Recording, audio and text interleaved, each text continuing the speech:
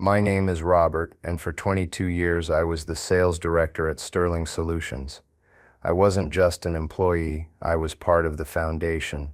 I built our sales division from three guys in a cramped office smelling of stale coffee into a national powerhouse that pulled in nine figures a year. I was there when the founder, a good man named Old Man Hemlock, signed the paperwork that made us a real company. I was there when we landed our first $1 million account. I bled for that company. I sacrificed weekends, anniversaries, and school plays for quarterly reports and client dinners. I thought that loyalty was a currency, that it bought you security, respect. I was wrong. Loyalty, I learned, has a shelf life. Competence, on the other hand, has a price tag, and companies never realize how high it is until they're no longer willing to pay it. The beginning of my end had a name, Kevin. He was a kid in his late 20s, fresh out of some prestigious business school with a Rolodex of buzzwords and a smile that could sell sand in the Sahara. He had no real-world experience in our industry, high-end industrial manufacturing components, but he had swagger. He walked into meetings like he owned the building. His suit was always just a little too sharp, his watch just a little too big. He called our CEO by his first name on day one, and management, especially our VP of Sales, Arthur Vance, ate it up. They saw Kevin not as the unqualified, slick charlatan he was, but as the future. He was disruptive, a fresh perspective, a shot of adrenaline. I was, by implication, the past. The sturdy, reliable, but ultimately boring old guard.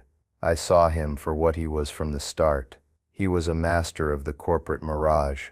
He'd take credit for a junior rep's hard work with a casual, "Yeah, we really knocked that one out of the park," in a team meeting. He'd twist data in his presentations, using flashy graphics to distract from the fact that his projections were pure fantasy. He was a parasite in a $1,000 suit. But fighting him was a losing battle. To criticize Kevin was to criticize Arthur's judgment, and Arthur was a man whose ego was as fragile as a house of cards in a hurricane. Any attempt I made to point out Kevin's shortcomings was met with a patronizing smile. "Robert, we need to embrace new ways of thinking. Kevin's got the kind of boldness we need to get to the next level." The final formal betrayal came on a Tuesday. Arthur called me into his glass-walled office, the one that always felt like an aquarium. Kevin was already there, sitting in the chair I usually took, looking smug. "Robert," Arthur began, leaning back with his hands clasped behind his head. "We've been incredibly impressed with Kevin's trajectory. He's a real go-getter, a natural leader." I just stood there, my hands in my pockets, feeling the familiar weight of 22 years settling in my bones. I knew what was coming. "We see a bigger role for you," Arthur continued, the lie dripping from his lips like cheap syrup. "A more strategic role, senior advisor. We want you to take Kevin under your wing, mentor him, show him the ropes, groom him to take over the day-to-day operations of the sales director position. This will free you up to focus on the big picture." There it was. The corporate execution, wrapped in the pretty paper of a promotion that wasn't a promotion. They weren't firing me. Not yet. They were erasing me, putting me out to pasture in a glorified corner office with a meaningless title until I got the hint and retired. Kevin's smirk was almost imperceptible, a tiny twitch at the corner of his mouth. He was watching me, waiting for me to argue, to fight, to show my hand. He wanted to see the old lion roar before they put him in the cage. I gave him nothing. I looked at Arthur, then at Kevin, and I nodded slowly. "I think that's a fantastic idea, Arthur," I said, my voice unnervingly calm. "Kevin has a lot of potential. He's bold. I think with the right guidance he could be a real asset. I'd be happy to mentor him." Arthur's relief was palpable. He'd expected a fight. Kevin's smugness faltered for a second, replaced by a flicker of confusion. This wasn't in his script. I wasn't supposed to go quietly. I was supposed to be the bitter old man, clinging to his crumbling empire. Instead, I smiled. It was a cold, thin smile, one that didn't reach my eyes. I reached out and shook Kevin's hand. His grip was firm, but his palm was a little sweaty. "Looking forward to working with you, Kevin," I said. "I think you're ready for a real challenge." As I walked out of that office, I didn't feel defeated. I felt a strange, cold clarity. They hadn't just handed my job to an incompetent fool. They had handed me the gun, the bullets, and a signed confession. They wanted me to mentor him. Oh, I would mentor him. I would be the best damn mentor he ever had. I was going to guide him, encourage his worst instincts, and aim him like a missile at the one thing he couldn't fake his way through: a real, complex, volatile client relationship. He was about to learn that in our business, swagger isn't a strategy, it's a liability. And I was going to make sure he paid for his education in full. The drive home from the office that day was one of the longest of my life. The familiar roads of the suburbs blurred into a meaningless tapestry of green lawns and beige houses. I kept the radio off, preferring the low hum of the engine to any distracting noise. My mind was a storm of quiet, cold fury. 22 years. I had given this company my entire professional life. I hadn't just built a sales team, I had built relationships that were the bedrock of our revenue. I knew the names of my clients' kids. I sent flowers when their parents passed away. I attended their weddings. I had built a fortress of trust, brick by painstaking brick, over 2 decades. And Arthur Vance, a man who had been with the company for a grand total of 5 years, was dismantling it because he was infatuated with a kid's haircut and his ability to use the word synergies in a sentence. I pulled into my driveway and just sat in the car for a long time, watching the setting sun cast long shadows across my lawn. My wife, Helen, knew something was wrong the moment I walked in the door. She's known me for 30 years, she can read me like a book. I didn't have to say a word. She just put a hand on my arm and said, "Talk to me, Rob." So I told her. I told her about the meeting, the fake promotion, the mentorship. I told her about Kevin. I expected her to be angry, to tell me to fight them, to call a lawyer. Instead, she listened patiently, her expression thoughtful. When I was done, she poured me a glass of whiskey, neat, just the way I like it. She sat down opposite me at the kitchen table. "So," she said calmly, "they're handing you the keys to his failure." I blinked. It was the exact thought that had been solidifying in my own mind, but hearing her say it aloud made it real. It wasn't just a bitter fantasy anymore, it was a plan. That night, I couldn't sleep.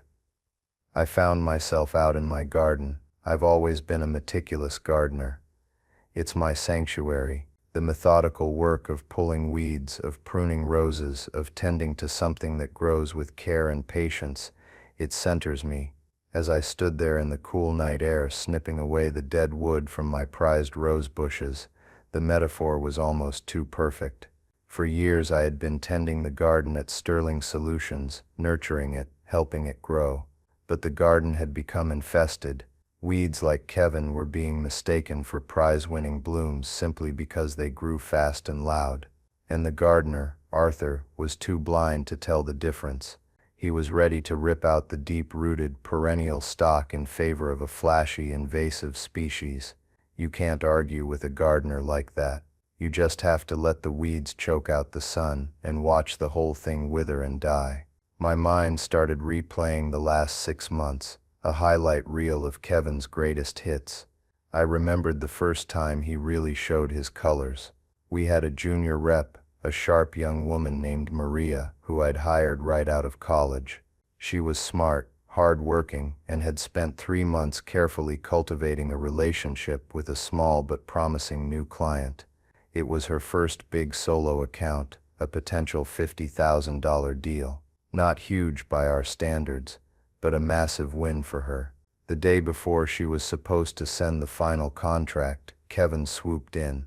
He'd overheard her talking about it, went straight to Arthur, and claimed he'd been coaching her on the deal all along. He positioned it as him closing it for her, to get it over the finish line. Arthur praised his initiative. Kevin got the commission and the credit. Maria got a pat on the head and a lesson in corporate larceny. I saw the look in her eyes. It was the same look I had now. Then there was the Q2 presentation to the board. Kevin was in charge of compiling the regional sales data. I reviewed his slides beforehand and noticed his projections for the next quarter were wildly optimistic, based on a single outlier deal that wasn't guaranteed to repeat. I told him gently, "Kevin, this is a bit aggressive. We should probably footnote this to manage expectations." He just smiled that slick smile. "Robert, you gotta sell the dream. It's about projecting confidence." During the meeting, he didn't just present the numbers. He performed them. He danced around the data, using flashy animations and bold proclamations. The board was mesmerized. Arthur looked at me and winked, as if to say, "See, this is what I'm talking about." Of course, we missed those projections by a mile, and I was the one who had to explain the market correction in the Q3 meeting, while Kevin was conveniently on site with a potential new client. He never faced the consequences. He created the mess, and I was left to clean it up. Competence isn't cheap until you lose it. I'd been the company's janitor for far too long. I stood there in the dark, the pruning shears cold in my hand. I thought about the core of my career, the one thing that couldn't be quantified on a spreadsheet or hyped up with buzzwords. My relationship with Frank Kowalski, the CEO of Titan Forge Industries. Titan Forge was our biggest client, an 8-figure-a-year account that represented nearly 15% of our total revenue. Frank was an old-school guy, a brilliant engineer who built his company from the ground up. He was gruff, demanding, and had zero tolerance for nonsense. He didn't care about swagger or synergy. He cared about performance, reliability, and trust. Our relationship wasn't built on contracts. It was built on a 15-year handshake. We'd weathered supply chain crises, market downturns, and technical challenges together. He trusted me, Robert, not Sterling Solutions. He trusted that when I said a component would meet a certain tolerance, it would. He trusted that when a problem arose, I would be on the phone with him at 2 a.m., working on a solution, not passing the buck. This was the asset that Arthur and Kevin couldn't understand. To them, Titan Forge was just the biggest number on a spreadsheet. They saw the what, but they had no clue about the how or the why. They saw the revenue, but they were blind to the relationship that generated it. And that blindness was the vulnerability I was going to exploit. That night, standing in my garden, the full weight of their arrogance solidified my resolve. This was no longer just about saving my own career. It was about principle. It was about proving that relationships matter more than spreadsheets, that experience is worth more than a fancy degree, and that true leadership is quiet competence, not loud-mouthed confidence. The catalyst came 3 days later. My phone rang, and the caller ID said Frank Kowalski. My heart gave a little thump. I let it ring one more time before answering, schooling my voice into its usual calm professionalism. "Frank, good to hear from you. How are things?" There was a pause on the other end. Frank wasn't one for small talk. "Robert, I'm hearing things," he said, his voice a low grumble. "Rumors that you're stepping back, that some new kid is taking over my account." The corporate gossip mill worked fast. "Just some restructuring, Frank," I said, keeping my voice even. "I'm moving into a more strategic role." Frank snorted, a sound like gravel rolling downhill. "Strategic role? What the hell does that mean?" "Listen to me, Robert. You and I have been doing business for 15 years. My contract is with Sterling, but my business is with you. You know my specs, you know my people, you know my business. I am not interested in teaching some kid in a shiny suit how to do his job. You tell your people that if you're not my point of contact, I will start exploring other options. Am I clear?" It was the moment, the turning point, the confirmation of everything I knew to be true. My leverage wasn't some clause in a contract. It was the trust of a man like Frank Kowalski, a trust that I had earned, and that Kevin could never ever replicate. I felt a wave of cold, hard certainty wash over me. "I understand completely, Frank," I said, "and I appreciate that. Let me handle it. I'll make sure you're taken care of." We hung up, and I stood there in my home office, looking out at my perfectly manicured lawn. The plan, which had been a nebulous cloud of vengeful thoughts, snapped into sharp, crystalline focus. They wanted me to mentor Kevin. Fine, fine. Class was about to be in session. The curriculum would be advanced corporate suicide, and the final exam was going to be the Titan Forge account. And Kevin was going to fail spectacularly. The next Monday, I walked into the office a new man. The weight was gone, replaced by a sense of purpose that was almost exhilarating. My first act was to formally begin the mentorship. I invited Kevin into my office, the office that would soon be his, and sat him down. I had a new leather-bound journal and a very expensive pen on the desk. "Kevin," I began, my voice filled with the gravitas of a seasoned executive passing on his wisdom. "To truly take the reins, you need to think like a director. It's not just about closing deals, it's about strategy, vision. This journal," I said, pushing it across the desk to him, "is for you, but I'm going to make the first few entries. I want us to use this as our leadership playbook. We'll document our strategies, our key decisions. It will be a record of your transition to leadership." He bought it, hook, line, and sinker. The sheer pomposity of a leadership playbook dedicated to his own genius was irresistible to him. He saw it as a sacred text, a chronicle of his inevitable rise.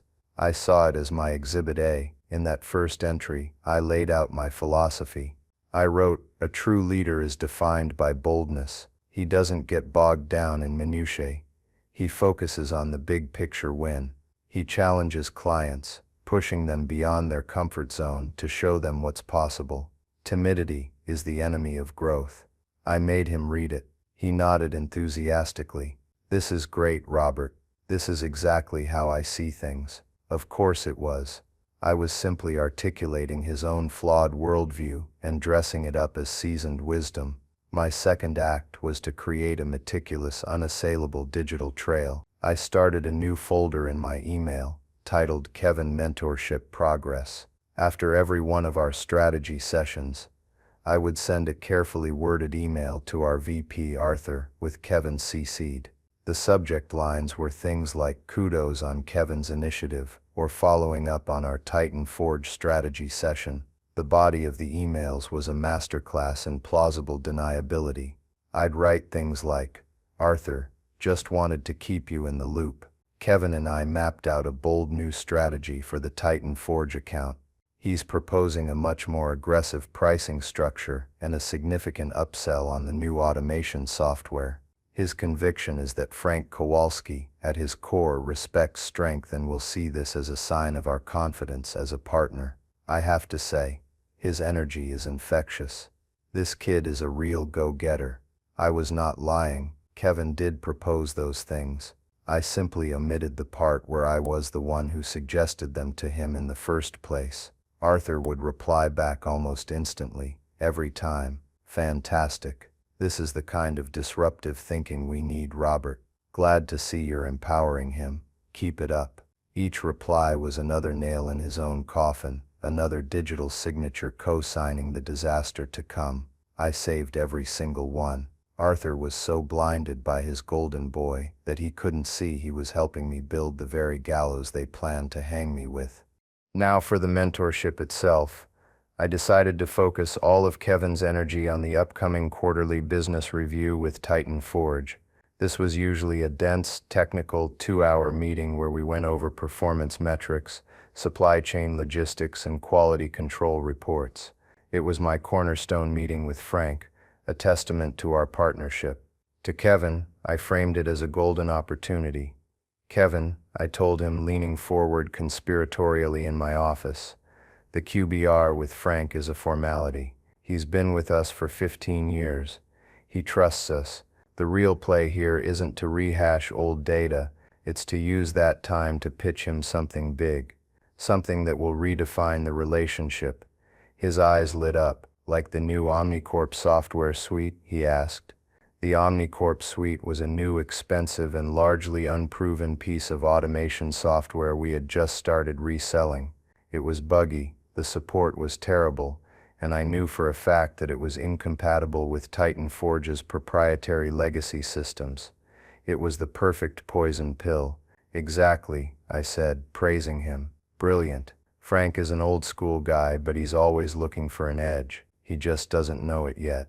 You have to show him. Don't let his engineers bog you down with technical questions about integration. That's small-minded thinking. You focus on the vision, the synergy, the ROI. They'll figure out the details later. That's what they're paid for. Then came the advice on Frank himself. This was the most crucial part. Frank Kowalski, he's a shark, Kevin. He swims with sharks. He respects aggression. When you talk pricing for the contract renewal, don't be timid. Go in high. 20% increase, minimum. He'll push back. It's a negotiation tactic. But he'll respect the boldness. He'll see you as an equal, not some junior salesman. This was, of course, the exact opposite of the truth. Frank was a man who valued fairness and partnership above all else. He prided himself on never being taken for a fool. A surprise 20% price hike would be seen not as boldness, but as a profound insult, a betrayal of the trust we had built. All the while, I was cultivating my secret weapon, Maria. The young rep Kevin had steamrolled months earlier. I saw the same fire in her that I had in myself at her age. She was sharp, observant, and deeply disillusioned with the new regime. I took her to lunch, away from the prying eyes of the office. I didn't lay out my entire plan, but I gave her the broad strokes. I'm not fighting them, Maria, I said. I'm letting them have exactly what they want, and when it falls apart, I want to be ready. I told her to keep her head down, to do her job impeccably, and most importantly, to document everything. Every shortcut her colleagues took, every complaint she heard from a client,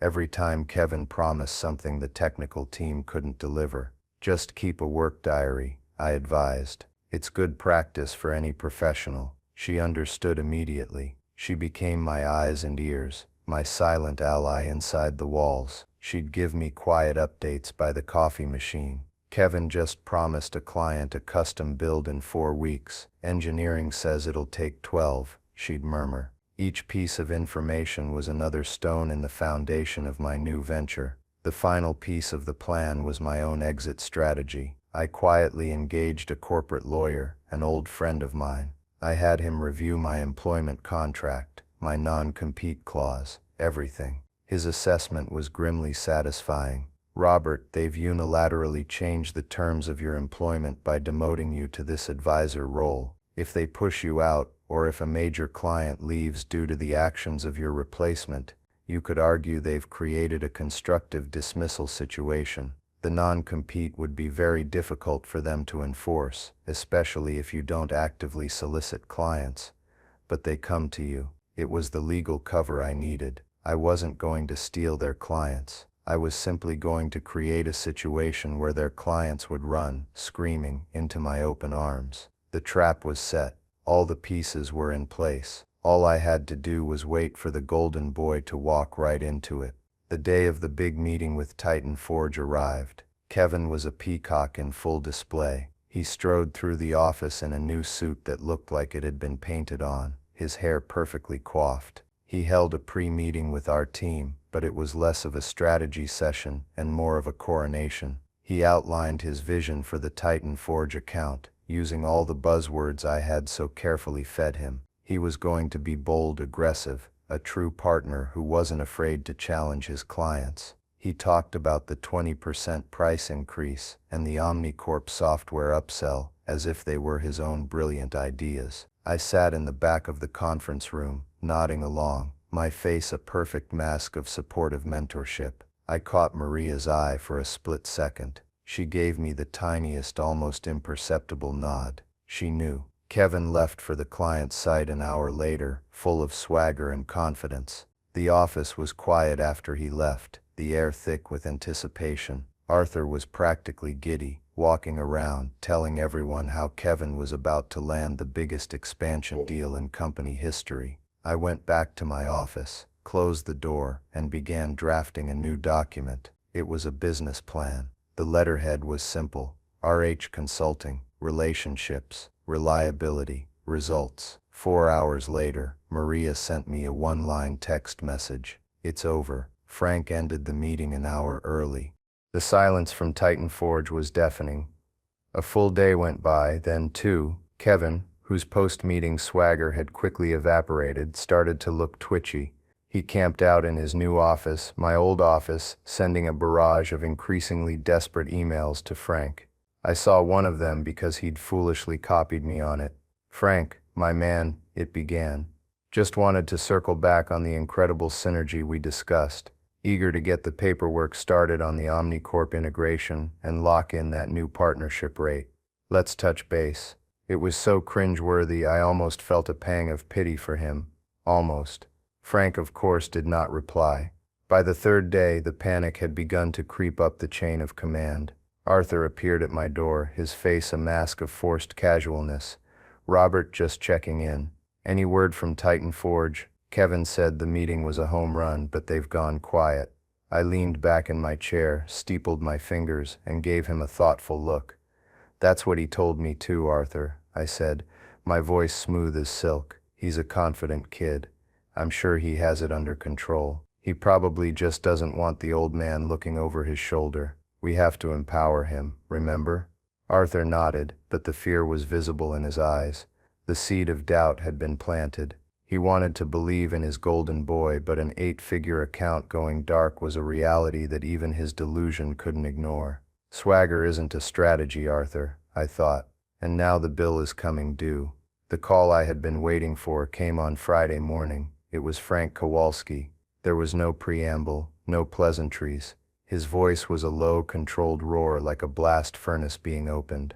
"Robert, what in the name of God was that?" I didn't have to ask what he meant. I let him vent. I listened for 10 solid minutes as he tore apart every single aspect of the meeting. First, this kid, Kevin, waltzes in here like he's doing me a favor. He can't answer a single technical question about his own damn products. My lead engineer had to correct him 3 times on our own system specs. Then, he has the gall to tell me that my quarterly review, the one we've used to build a 15-year partnership, is a formality. A formality. He was just getting warmed up. Then he tries to sell me on this OmniCorp piece of junk. I had my team research it 2 months ago, Robert. It's a glorified beta test, and it's fundamentally incompatible with our architecture. Did he even bother to read our file? And the punchline? Frank spat the word out like it was poison. He slides a new contract proposal across the table. A 20% price increase. Unilateral. No discussion. He called it a new partnership rate. I call it corporate extortion. I let the silence hang in the air for a moment when he was done. I wanted him to feel the full weight of his own anger. Finally, I spoke, my voice calm and measured. "Frank," I said, "I am so sorry you had that experience. That is not how we do business. Or at least, that's not how we used to do business." "Damn right, it's not," he grumbled. "So what are you going to do about it, Robert? Because right now, I'm about 30 seconds from calling your CEO and exercising the 30-day termination clause in my contract." This was it, the checkmate move. I took a deep breath. "Frank, there's nothing I can do about it from inside Sterling Solution. The company is moving in a new direction, a direction that frankly, I don't agree with." I paused, letting the implications sink in.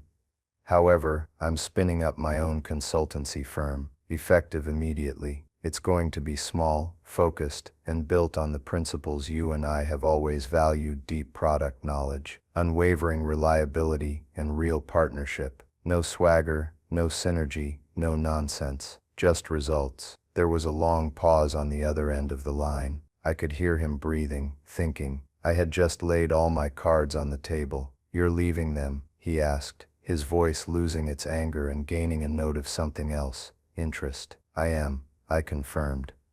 "I can fix the mess Kevin made, Frank. I can get your supply chain stabilized, and I can ensure you have a partner who actually understands your business for the long haul. But I can't do it from here." "Send me the paperwork," Frank said, without a moment's hesitation. "My assistant will send your CEO a notice of termination this afternoon. My business goes where you go, Robert. I told you that. A handshake is a handshake." We hung up the phone, and I sat there in the quiet of my office. It was done. The first, decisive blow had been struck. I didn't feel triumphant. I felt a profound, almost serene sense of calm. It was the calm of a plan perfectly executed. I opened my laptop and sent a single email to my lawyer. The subject was, "It's time." Then, I booked a conference room for the following Tuesday. I sent one meeting invitation to Arthur and our CEO. The subject line was simple: Titan Forge account, recovery strategy. The beautiful part, the company didn't even officially know the account was lost yet, but I was already prepared to present my plan to clean up the mess. My mess. The news that Titan Forge Industries had formally submitted their 30-day contract termination notice hit the executive floor like a shockwave. The initial disbelief quickly curdled into pure, unadulterated panic. 15% of the company's revenue gone, just like that. The whispers started immediately. Arthur Vance, who had been championing Kevin as the second coming of Steve Jobs just a week earlier, was suddenly a ghost. He was seen scurrying in and out of the CEO's office, his face pale and drawn. My phone started ringing off the hook. It was Arthur. I let it go to voicemail the first 2 times. His messages were frantic, escalating in tone from concern to begging. Finally, on the 3rd try, I picked up. "Robert," he said. His voice strained, a high-pitched whine I'd never heard from him before. "Robert, thank God. We have a 5-alarm fire here, Titan Forge." "You heard?" "I heard there was some turbulence," I said, my tone deliberately neutral. I was pruning my Crimson Gloria roses in the backyard, and I made sure to let the metallic snip of my shears be audible over the line. "Turbulence. They're leaving, Robert. They're pulling the whole damn account. Kevin is in here. He's falling apart. He says he did everything you told him to." I paused my pruning. "Everything I told him?"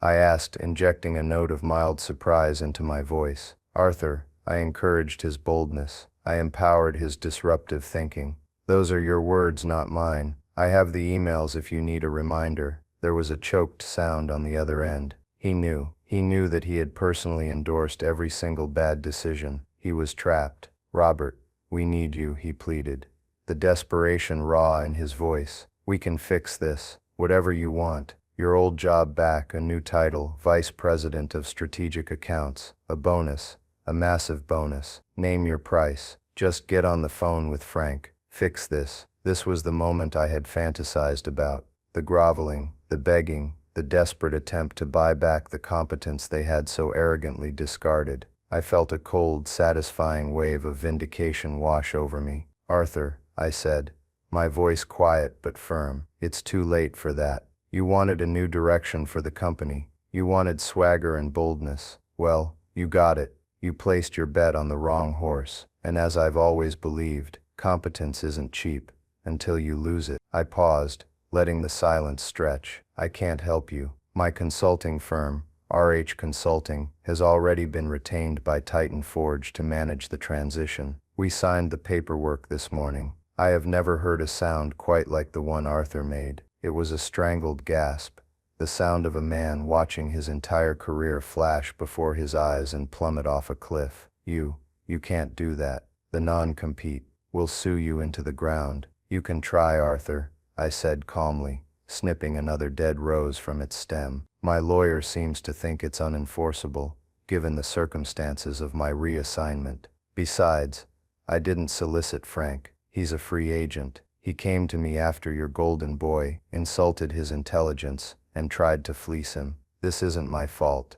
This is the consequence of your choices." I hung up the phone before he could respond. I didn't need to hear any more. The power had shifted. It was no longer theirs to wield. The next day, I made my second move. I called Maria. "Maria," I said, "RH Consulting is officially open for business. We have our first client, and it's a big one. I need a director of operations, someone I can trust, someone who knows the business inside and out, someone who understands that relationships are everything. I can't match your corporate salary yet, but I can offer you equity, a real stake in what we're building." She didn't hesitate. "I'll give my 2 weeks' notice tomorrow morning," she said, her voice full of a relief and excitement that I knew all too well. Maria's resignation was the first crack in the dam. She was respected, well-liked, and seen as one of the few truly competent people left on the team. When word got out that she was leaving to join my new firm, it sent a message. Within a week, two of our best senior technicians, the guys who knew the legacy systems that ran half our clients' accounts, also resigned. They both called me. They were tired of being ignored by management, tired of cleaning up Kevin's messes. They wanted to work for a company that valued expertise. The talent exodus had begun. Sterling Solutions wasn't just losing its biggest account, it was being hollowed out from the inside, losing the institutional knowledge that had kept it running for 2 decades. They had mistaken the foundation for the furniture, and now that the foundation was gone, the whole house was starting to crumble. The day of my scheduled recovery strategy meeting arrived. I walked into the Sterling Solutions headquarters, not as an employee, but as a visitor. I had to sign in at the front desk. The receptionist, a woman I'd known for 10 years, gave me a sad, knowing smile. I walked down the familiar hallway and into the main boardroom. The air was thick with tension. Our CEO, a man named Henderson, who usually had the breezy confidence of a politician, sat at the head of the table, his face like stone. Arthur was next to him, looking like he hadn't slept in a week. He wouldn't meet my eye. Kevin was conspicuously absent. "Robert," Henderson said, his voice flat, "thank you for coming. As you know, we have a significant issue with the Titan Forge account. Arthur tells me you might have a strategy to salvage the situation." I nodded and walked to the head of the table, plugging my laptop into the projector. "I do have a presentation," I said, "but I think we need to be clear about what we're trying to salvage." I clicked the first slide up onto the massive screen. It was titled, "Anatomy of a Failure, a Case Study in the Titan Forge Account." For the next 20 minutes, I walked them through it. I didn't raise my voice. I didn't use accusatory language. I was calm, factual, and methodical. I used Kevin's own leadership playbook as my guide. I showed them the entry where I'd advised boldness. Then I put up the email from Arthur on the screen, the one praising Kevin's disruptive thinking in proposing the price hike. Slide after slide, I built my case. I showed them the timeline of the ill-fated meeting. I showed them the technical incompatibility reports on the OmniCorp software that had been in our own system for months. I showed them a chart of Titan Forge's historical satisfaction scores, a perfect flat line of excellence for 15 years that suddenly cratered to 0. My presentation was a meticulous, undeniable autopsy of their own incompetence. With every click, I could feel the atmosphere in the room growing colder, the air thinner. Arthur sank lower and lower in his chair, his face turning a shade of gray I'd never seen before. When I got to the end, I put up my final slide. It was simple. On the left was the logo for my new company, RH Consulting. On the right was the logo for Titan Forge Industries. Between them was a single bold word, partners. "There is no recovery strategy for Sterling Solutions," I said, turning to face them directly. "The relationship isn't broken. It's gone. It was destroyed by a combination of arrogance and incompetence, which, as I have just demonstrated, was encouraged and approved at the highest levels of this sales organization." I looked directly at Arthur, who flinched as if I'd struck him. Frank Kowalski's trust was not in this company. It was in me. And when the company replaced me with an unqualified charlatan, that trust was irrevocably broken. The only salvage operation happening here is mine. My firm has been retained by Titan Forge. My new director of operations, Maria Sanchez, who you may remember as your most promising junior rep, is already working with their team to ensure a seamless transition. Henderson, the CEO, just stared at the screen. He was a numbers man, a strategist. He understood what he was seeing.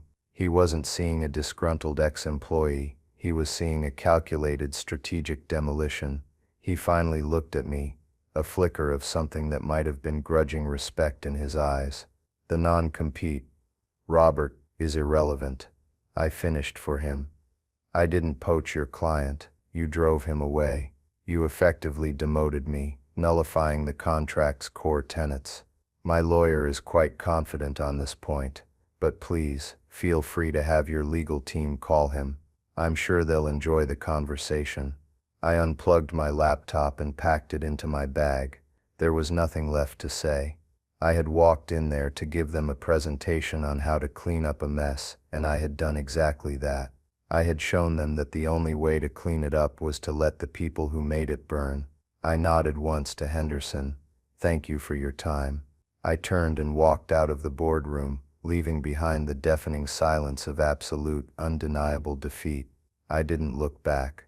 The aftermath was swift and brutal. Maria told me that Kevin was fired before I had even reached the lobby. His security escort, a grim-faced guard, was waiting for him outside the boardroom. He wasn't even allowed to go back to his office to collect his things. They were boxed up and courted to him later that day. His swagger, it turned out, was no match for a pink slip. Arthur Vance wasn't fired, but he suffered a fate arguably worse in the corporate world. He was reassigned. His lofty VP title was stripped away, and he was given a new one, Vice President of Special Projects. It was a classic corporate tombstone, a title with no power, no budget, and no direct reports. He was a ghost in a suit, haunting the halls he used to rule, a walking monument to his own bad judgment. Within 6 months, the damage was too great for Sterling to hide. Their stock price plummeted. Their reputation in the industry was shattered. The story of how they lost the Titan Forge account became a cautionary tale told at trade shows and in boardrooms. Eventually, Henderson was forced to sell the company to a larger competitor for pennies on the dollar, just to stop the bleeding. The brand I had spent 22 years building was erased, absorbed into a faceless conglomerate. My new life, by contrast, was built on a foundation of sanity and respect. RH Consulting thrived. We didn't grow explosively. That was never the goal. We grew carefully, deliberately. After Titan Forge, a few other key clients who had grown tired of Sterling's new direction quietly ended their contracts and came to us. They weren't just buying our services, they were buying our philosophy. They were buying the peace of mind that comes from dealing with people who value competence over charisma. Our office wasn't a glass-walled palace. It was a modest, functional space filled with smart, dedicated people who were good at their jobs. Maria, as my director of operations, was brilliant. She streamlined everything, and her quiet confidence was the perfect foil to my own methodical nature. There were no buzzwords, no empty promises, no swagger, just good work, done by good people. I found myself having dinner at home every night. I attended my grandkids' school events. The constant low-grade stress that had been my companion for 2 decades was just gone. One evening, I was out in my garden, tending to the roses. The crimson glory was in full bloom, the petals a deep, rich red. It struck me then that my plan wasn't just about revenge. It was about pruning. I had carefully, methodically snipped away the diseased part of my professional life. I hadn't destroyed the whole garden. I had simply taken the healthiest cutting, the part that was still strong and vital, and I had replanted it in better soil, and it was flourishing. So what's the moral of this story? I think it's that companies have a choice. They can invest in substance, or they can be seduced by style. They can cultivate loyalty and competence through years of mutual respect, or they can chase the fleeting high of a disruptive new hire with a great smile, but you can't have it both ways. Eventually, the bill for that choice always comes due. They looked at me and saw a piece of old, comfortable furniture. They forgot I was the architect who designed the room and the carpenter who built the chair they were sitting in. They thought I was part of their foundation, but they never understood that the foundation was me. This isn't just my story. I'm willing to bet many of you have seen this play out in your own lives. You've seen the quiet, competent professional get pushed aside for the charismatic fool. You've seen years of loyalty get thrown away for the promise of a quick, flashy win. It's a tale as old as time. In the end, though, substance always wins. It might take a while, and the road might be painful, but a house built on swagger is a house built on sand, and the tide always comes in. Let me know in the comments if you've ever had a Kevin in your workplace. What happened to them? I'd love to hear your stories. If you believe that competence and loyalty should be rewarded, do me a favor and like this video, and make sure you subscribe for more stories about getting exactly what you're worth. Thanks for listening.